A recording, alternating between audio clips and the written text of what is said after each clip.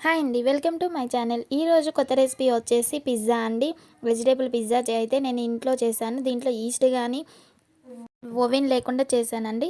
దీనికోసం అయితే all purpose మైదా అయితే 1 కప్ తీసుకున్నానండి. 1 కప్‌కి కొంచెం సాల్ట్, కొంచెం బేకింగ్ సోడా, కొంచెం బేకింగ్ పౌడర్ అండ్ కొంచెం పంచదార తీసుకున్నానండి. అవన్నీ కొంచెం కొంచెమే తీసుకున్నాను.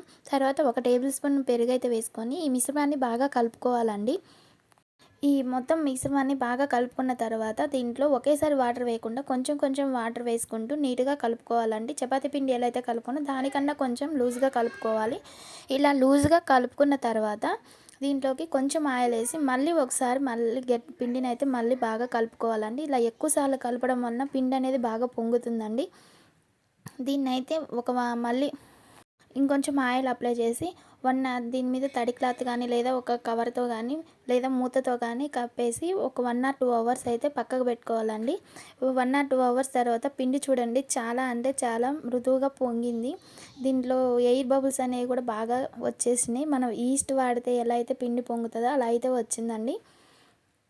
దీన్ని మంచిగా రోల్ చేసుకొని ముందుగా ప్లేట్‌కి ఆయిల్ అప్లై చేసుకొని ఇలా ఈవెన్‌గా స్ప్రెడ్ చేసుకోవాలండి. ఈవెన్‌గా స్ప్రెడ్ చేసుకున్న తర్వాత ఫోర్క్ స్పూన్ ఉంటది కదండీ! దాంతో హోల్స్ పెట్టుకోండి. ఇలా హోల్స్ పెట్టుకోవడం వలన మనకైతే ఇది పొంగకుండా మంచిగా ఉంటుందండి. లేదంటే పొంగి ఖరాబ్ అయిపోతది.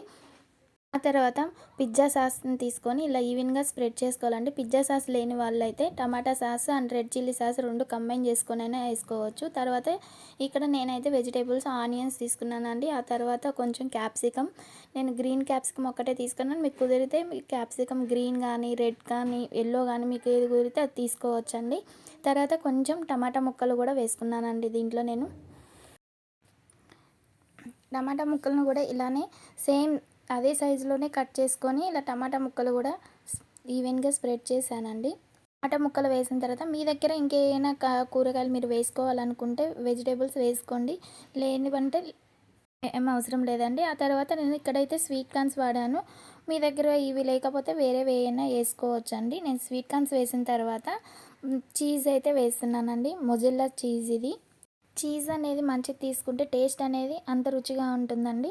ఈ చీజ్‌ని ఇలా తురుముకొని వేసుకున్న తర్వాత చిల్లీ చీక్స్ ఇవి లేని వాళ్ళు ఎండుమిర్చిని దంచైనా వేయొచ్చండి.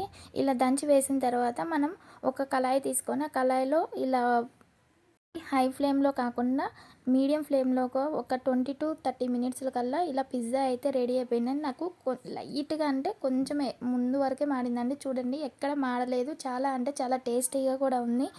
ఎంతైనా ఇంట్లో చేసుకుంటే మంచిగా అనిపిస్తది కదండీ! నేనైతే ఇది ఫస్ట్ టైం పిజ్జా ట్రై చేశాను. నాకు పర్ఫెక్ట్‌గా వచ్చింది.